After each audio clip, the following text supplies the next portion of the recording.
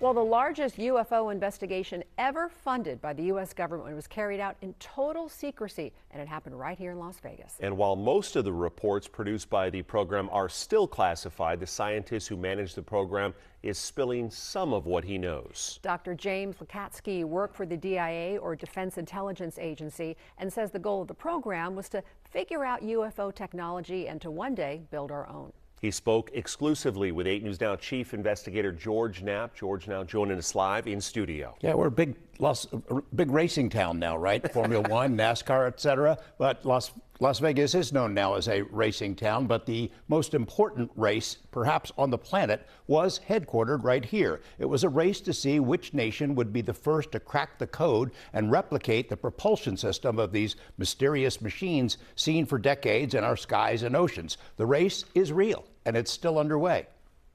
We are in a race for the tech? Yes. Yes, absolutely. For more than 80 years, the U.S. government has told the public not to fret about UFO intrusions because nearly all of them are explainable. Behind the scenes, though, intelligence agencies and the Pentagon acknowledge there is a deadly serious contest to figure out UFO technology before Russia or China do. Nevada Senator Harry Reid told us before his death that the race is real and that we'd better win it, which is why he was the primary sponsor of a $22 million secret investigation. And it's not our belief or conjecture or the opinion of the authors. It's facts from the program. These are from official sources, from what the public has paid for. Dr. James Lacatski spent most of his career with the DIA analyzing the technology of America's adversaries, weapons that could potentially wipe out the world. He was and is a keeper of secrets and regarded his oath and security clearance as gospel. But these days he is cautiously and meticulously sharing what he can about OSAP, the largest acknowledged UFO investigation ever funded by the U.S. government. Lacatski designed and managed OSAP, inspired by a book he read about a UFO hotspot in a remote corner of Utah, a place now known as Skinwalker Ranch. Credible witnesses had reported seeing mysterious high-tech objects emerge from holes in the sky. Lacatski believed this was a potential threat and also an opportunity. You know, we wanted to learn what can be weaponized here. And basically that was our job at DIA. Lacatski visited the ranch, escorted by its owner, Las Vegas tycoon Robert Bigelow, had his own bizarre experience there, then convinced DIA leadership that an investigation was warranted. Senate Majority Leader Harry Reid and 2 of his Senate colleagues agreed, and OSAP was born. The program was housed within a subsidiary of Bigelow Aerospace, had a team of 50 full-time investigators, and conducted an unprecedented investigation in near total secrecy. Lacatski and his team produced an astounding amount of material, including 115 thick documents and the world's largest UFO data warehouse. 14 years after OSAP ended, the DIA has yet to release any of the original material. Lacatski is doing it himself. His latest book, New Insights Inside the U.S. Government's UFO Program, makes the case that UFOs and paranormal phenomena related to UFOs are generated by someone or something that is not us. Can we say they're not human? I don't think you can. We can be pretty well sure we're not dealing with humans.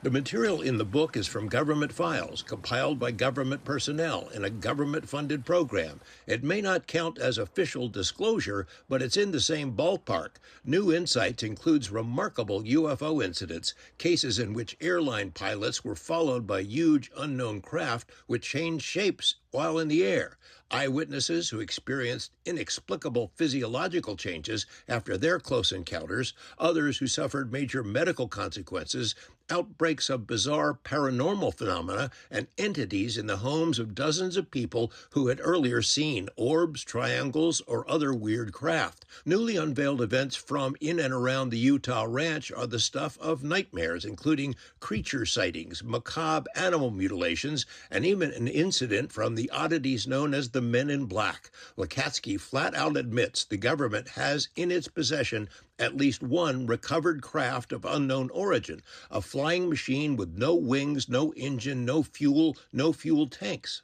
How do you know it's a craft if it has no fuel tank? You didn't actually see it fly, or are you convinced it is some sort of a craft, a machine? Yes. And by the way, Senator Reid asked the same question. They're all going against the wind. The wind's 120 knots from the west. Like the late senator, Lakatsky has no doubt our adversaries have their own programs to reverse engineer UFO tech. The OSAP program completed almost everything it was designed to do in its 27-month existence. After that, the funding was suddenly paused. Fingers are pointed at multiple possible culprits, but Lakatsky now reveals the person responsible was Harry Reid himself. The senator confided to Lakatsky there was a spy in his Washington office who was leaking information to help the candidacy of Reid's 2010 opponent, Sharon Angle. Reid was widely expected to lose that race. So he's worried that the story gets out, it affects his race, and he'd no longer be a U.S. senator. And it would have. Reid surprisingly won that race in a cakewalk, but afterward was no longer the majority leader of the Senate. He was minority leader. Lakatsky says Reid kept his word and secured funding for OSAP to continue in some form. We'll explore that part of the story in a future report. And as a matter of disclosure, I was the journalist who was allowed to know about OSAP while it was underway, and later was a co-author of 2 earlier books by Dr. Lakatsky and his colleague, Dr. Colm Kelleher. I had no hand in this current book, New Insights. Pretty good stuff, though. Listen, the next time I have a secret to keep, I'm telling George. Because he's not going to